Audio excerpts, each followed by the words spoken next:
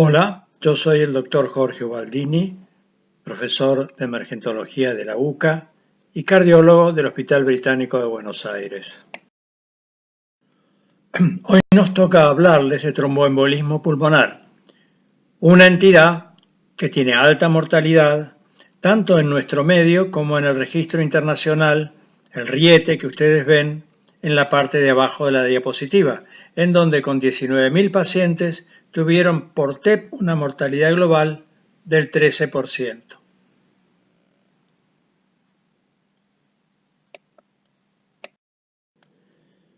A pesar de la alta frecuencia de esta entidad, se diagnostica poco y muchas veces mal. ¿Por qué es esto? Porque para el diagnóstico se requiere determinada tecnología que no está siempre disponible en todos los centros.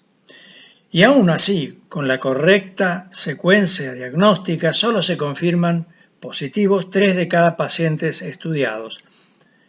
Es decir, que es una entidad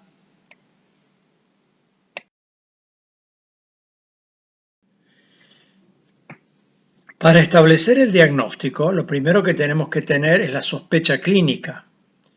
¿Y quién es el sospechoso? El que tiene factores de riesgo y episodios de disnea, de hipotensión, de saturación o síncope. El paciente que no se compensa a pesar de estar bien tratado de su insuficiencia cardíaca o de su enfermedad pulmonar crónica. O algunos de estos pacientes con historia personal o familiar de enfermedad tromboembólica. Un 20-30% de los pacientes no presentan ningún antecedente y la entidad se presenta así subrepticiamente y de forma súbita. ¿Y cuáles son los síntomas más comunes que podemos esperar en nuestros pacientes en los que sospechamos esta entidad? Disnea en reposo o de esfuerzo, dolor pleurítico cuando las embolias son periféricas y comprometen la pleura, tos, ortopnea, dolor o edema en muslo o piernas, síntomas y signos de flebotrombosis profunda, sibilancia menos frecuente y la hemoptisis tan conocida y tan comentada en esta entidad, como ustedes ven, aparece muy poco frecuentemente.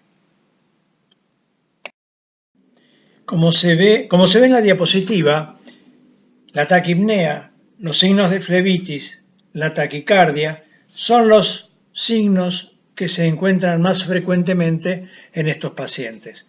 Luego, lejos atrás, viene la ingurgitación yugular, el segundo ruido aumentado, la fiebre, y a tomar muy en cuenta, hay un tercio de los pacientes aproximadamente que tienen embolias asintomáticas que se detectan por una causa menor, por un examen de rutina que despierta la sospecha o, en el peor de los casos, en la autopsia, como hemos visto en estudios recientes. ¿Y quiénes son los que tienen las causas predisponentes más frecuentes? Bueno, los de mayor edad, los de mayor de 40 años, los obesos, los neoplásicos, los insuficientes cardíacos, los que han tenido reposo un poquito más prolongado que los 3 días, los que tienen cirugía mayor, trauma y, por supuesto, los que tienen trombofilias, que es un tema a considerar aparte. Para avalar el diagnóstico clínico, podemos usar algunos de los scores diagnósticos, como puede ser el de Ginebra o el más sencillo de Wells, que exponemos aquí en la diapositiva. El autor le da especial trascendencia a los signos clínicos de trombosis venosa profunda, a la posibilidad de que el diagnóstico más probable sea el de embolia pulmonar y también a la inmovilización previa, a la presencia de enfermedad tromboembólica previa, a la frecuencia cardíaca, al cáncer activo y básicamente pone dos opciones diagnósticas, la probabilidad clínica baja y la probabilidad clínica alta. Hay otras variantes de este mismo estudio y bueno, hay otros scores que también pueden ser utilizados. Es conveniente basarse en ellos, sobre todo cuando uno no tiene todavía tanta experiencia clínica. En el Score Years, publicado recientemente, uno de los varios que se están desarrollando con esta modalidad, se busca minimizar la cantidad de estudios de imágenes y se toman en cuenta para la prosecución de las etapas diagnósticas la presencia de signos clínicos y el valor del dímero D. Si el paciente tiene signos clínicos, el punto de corte es 500 nanogramos por mililitro. Y si el paciente no tiene ningún signo clínico de los que están descritos en la diapositiva, se les pide un punto de corte de más de 1000 nanogramos por mililitro para continuar con la secuencia diagnóstica de imágenes. Por supuesto que requiere de más estudios y la validación del tiempo, tanto este estudio como los otros que están ongoing. Según los autores, con esta técnica ha conseguido bajar en un 20% la cantidad de estudios de imágenes en los pacientes estudiados por ellos. ¿Es útil la radiología? Bueno, la radiología, como dice la placa, es muy específica, pero es poco sensible. La gran mayoría de las placas de los pacientes son anormales, pero tienen anormalidades inespecíficas. Es infrecuente que encontremos, por ejemplo, la joroba de Hampton.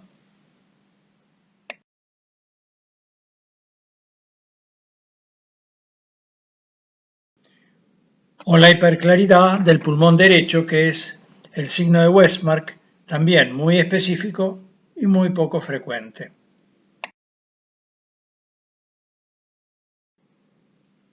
El electrocardiograma tampoco es especialmente preciso y sensible en el diagnóstico de esta entidad. Fíjense que la patente clásica de McKinney-White se ve solamente en el 15% de los pacientes.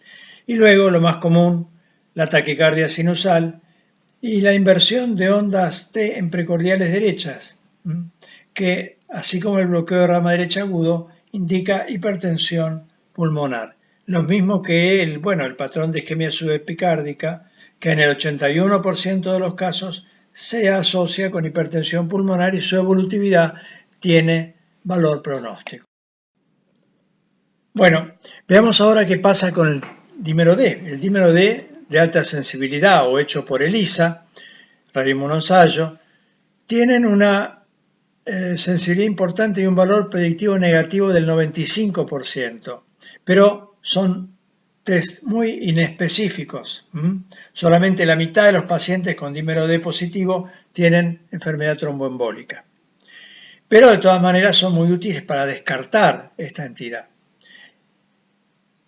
Se han publicado distintos estudios en los últimos años, como vimos el tema del Years, y hay otros que muestran que, inclusive las guías de tromboembolia pulmonar, muestran que un valor de corte del dímero D puede ser la edad en años multiplicada por 10 en los pacientes que tienen más de 50 años.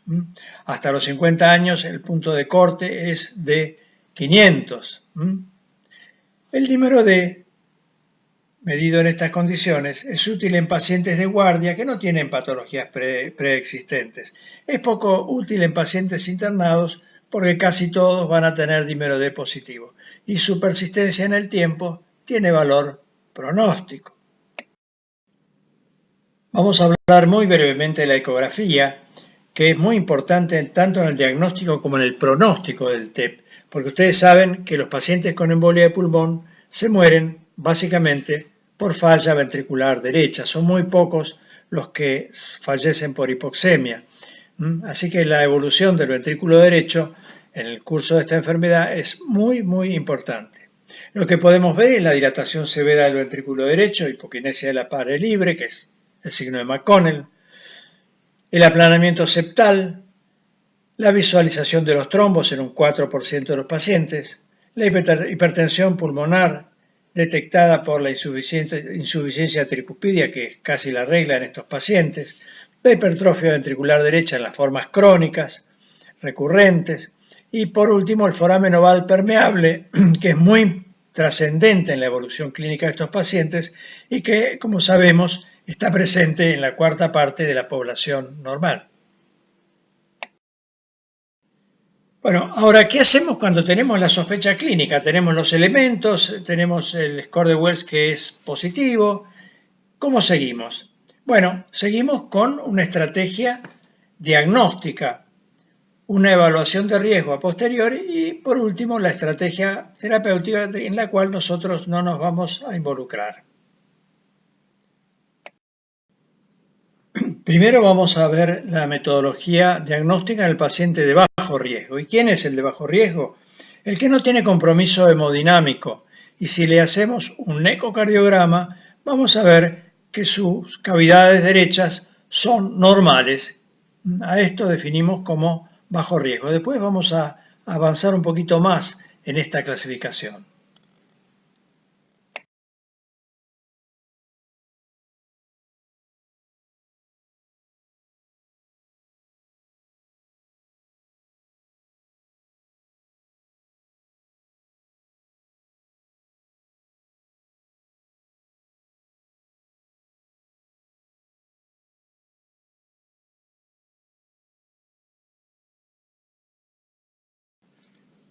Una vez que tenemos los estudios básicos, determinamos si el paciente tiene una probabilidad clínica alta de tener, o intermedia o baja, de tener una embolia pulmonar. Si determinamos que la probabilidad es baja, le hacemos un dímero D y si el dímero D es negativo, asumimos que el paciente no tiene una embolia de pulmón y no lo seguimos estudiando en esta línea. Si el paciente tiene una probabilidad intermedia o alta y tiene un dímero D positivo, vamos a avanzar con un estudio más profundo, con un estudio de imágenes, inicialmente una tomografía axial computada de tórax. Si la tomografía es positiva, el paciente tendrá una enfermedad tromboembólica y se iniciará el tratamiento que le corresponda. Si la TAC es negativa, entonces una TAC bien hecha, con metodología adecuada, asumimos que el paciente no tiene una embolia de pulmón y no lo vamos a tratar en consecuencia. Ahora, si la tomografía es positiva, nos da imágenes compatibles con embolia de pulmón, se hará el tratamiento que requiera. Si tenemos dudas, podemos hacer algún otro test. Si tenemos disponible un Doppler, podemos hacer un Doppler de miembros inferiores. Si este es positivo, trataremos la enfermedad tromboembólica. En los pacientes internados vamos a ir directamente a las imágenes. Vamos a hacer una tomografía de tórax o vamos a hacer un scan BQ, que es una opción, una alternativa interesante en aquellos pacientes que tienen alergia al yodo o que tienen insuficiencia renal. Y si no tenemos disponible ninguno de los dos métodos, podemos hacer un ecodoppler de miembros inferiores directamente. Hacemos un cortocircuito y vamos directo al Doppler de miembros inferiores.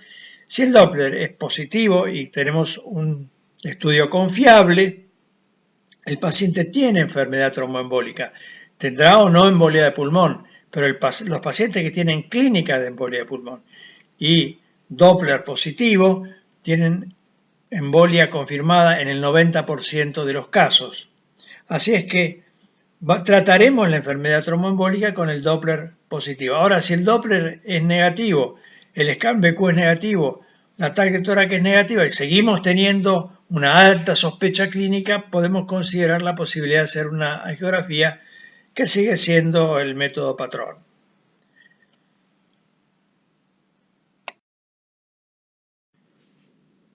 Los métodos que confirman el diagnóstico de embolia pulmonar son los métodos de imágenes. Dentro de estos señalamos dos. Uno que históricamente ha sido el prevalente hasta hace no muchos años es el centellograma BQ. Sigue siendo útil en aquellos pacientes con alergia al yodo o los que tienen insuficiencia renal. Y es especialmente útil en los pacientes sin patología cardiopulmonar previa, porque cuando ésta está presente, el diagnóstico muchas veces se hace incierto porque los resultados de este test suelen ser inespecíficos en estos enfermos y a veces se requiere de una segunda alternativa diagnóstica para confirmar la presunción clínica. En cambio, la tomografía helicoidal es extremadamente sensible. Los nuevos tomógrafos son muy rápidos y permiten en pocos minutos la confirmación diagnóstica con muchísima precisión. Otros métodos son la ecografía transesofágica, que tiene la virtud de que nos permite implementarla al lado de la cama del paciente, y los nuevos tomógrafos son muy buenos en el diagnóstico, sobre todo de las embolias pulmonares proximales, las que son realmente más graves, las que comprometen con mayor frecuencia la vida de los pacientes. Así que es un método a tomar en cuenta y que utilizamos e implementamos con frecuencia. La resonancia nuclear magnética no tiene mayor utilidad en estos casos porque los otros métodos la han desplazado, y la angiografía pulmonar sigue siendo una alternativa muy valiosa, sobre todo en aquellos pacientes con procesos agudos graves en los que se puede prever que van a necesitar una revascularización rápida en el laboratorio de hemodinamia. Bueno, volvemos entonces a una diapositiva anterior. Volvemos a la evaluación del riesgo, que es fundamental. Decimos que son de alto riesgo los que tienen compromiso hemodinámico o hipotensión sostenida, que no responde a la expansión, y son de bajo riesgo o de riesgo menor los que tienen una estabilidad hemodinámica adecuada. Y el eco va a definir si el riesgo es bajo cuando el ventrículo derecho y las cavidades derechas y la presión pulmonar están dentro de lo normal, o serán de riesgo intermedio aquellos que tengan un eco con evidencia de disfunción del ventrículo derecho. El riesgo intermedio puede ser alto o bajo, será alto cuando haya hipoxemia persistente o haya troponinas y o BNP elevadas, y será bajo cuando no sucedan estas circunstancias que agravan la situación del enfermo.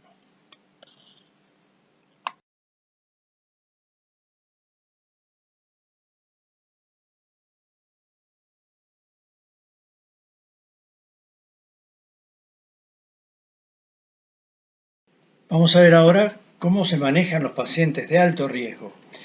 Esencialmente aquellos pacientes que están críticos, que llegan con hipotensión severa, con compromiso hemodinámico importante, con dificultad respiratoria. En estos pacientes lo primero que hacemos es un ecocardiograma. Si el paciente no está tan comprometido, uno puede eventualmente hacer una tomografía computada, pero en la mayoría de estos casos tan graves tenemos que manejarnos con un ecocardiograma. Si el ecocardiograma tiene alteraciones de las cavidades derechas compatibles con embolia de pulmón, empezamos inmediatamente el tratamiento si es que no hay otra causa que justifique el cuadro clínico. Siempre hacemos la evaluación clínica del paciente. Y si el paciente está comprometido con sus cavidades derechas, bueno, a veces, si la situación es muy crítica, comenzamos la terapéutica en forma inmediata. Y si no, vamos a confirmar el diagnóstico lo antes posible. Generalmente recurrimos a la angiografía porque le pedimos al hemodinamista que además del diagnóstico nos implemente la terapéutica mecánica para rápidamente desobstruir los vasos comprometidos y mejorar la función hemodinámica del paciente. Ahora, si el ecocardiograma, por el contrario, muestra que las cavidades derechas son normales, bueno, ese paciente no se está muriendo por una embolia de pulmón, obviamente, y habrá que buscar un diagnóstico alternativo.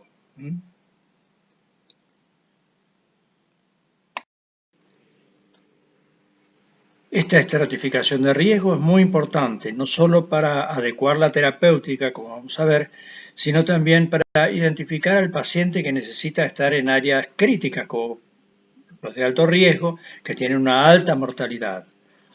Los de riesgo intermedio tendrán que estar internados, dependerá de su situación, si en un área de cuidado intermedio o en una sala general. Y los de bajo riesgo, cuya mortalidad ronda el 1%, tendrán que ubicarse en un área de control durante algunas horas o quizás durante 24 horas y luego pueden ser derivados a su domicilio con pautas de alarma porque otra vez su riesgo es menor en relación al resto. Conclusiones. Con la sospecha clínica debemos poner en marcha los algoritmos de diagnóstico y de terapéutica. Luego debemos establecer el riesgo del paciente, porque los pacientes de menor complejidad y de menor riesgo no necesitan estar en un área de cuidado crítico. Y los pacientes graves deben estar de entrada en un área de cuidado crítico y deben ser tratados en forma rápida y agresiva. En cuanto a los pacientes de riesgo intermedio, nosotros proponemos por ahora su evaluación en forma individual. El paciente que presentamos es un hombre de 68 años, operado por un cáncer prostático 2 semanas antes, que recibió profilaxis durante la primera semana, durante su internación hospitalaria,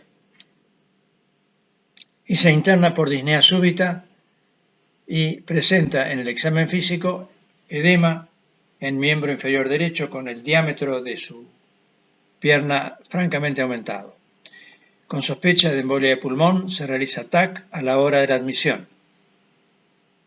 Poco después se hipotensa en forma importante y unos minutos más tarde comienza con hemiparesia facio-brachiocrural izquierda y allí se decide realizar un ecocardiograma transtorácico primero y transesofágico después, que se presenta a continuación.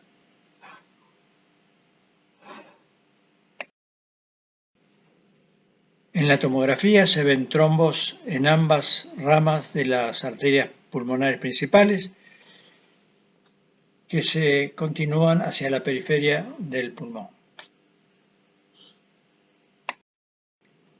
En el transesofágico se observa un gran trombo que avanza por la aurícula derecha, pasa por el foramen oval en forma parcial y llega hasta la implantación de la válvula mitral.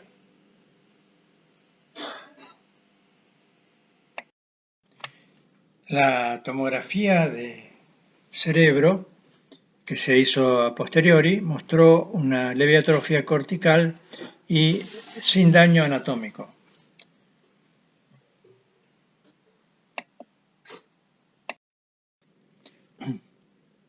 Bueno, en este caso se hizo diagnóstico de embolia paradojal cerebral en el contexto de un tromboembolismo pulmonar en un paciente con foramen oval permeable. Se descartó la cirugía por la demora que hubiera implicado en su implementación y además por el riesgo de poner en bomba eventualmente a un paciente con un accidente cerebrovascular en curso. Entonces se optó por la trombolisis con TPA 50 miligramos en protocolo como usamos para los accidentes cerebrovasculares isquémicos que entran dentro de esta opción. Pensando que además esta dosis de 50 miligramos está a prueba en varios estudios actualmente en evolución y con resultados preliminares aceptablemente buenos.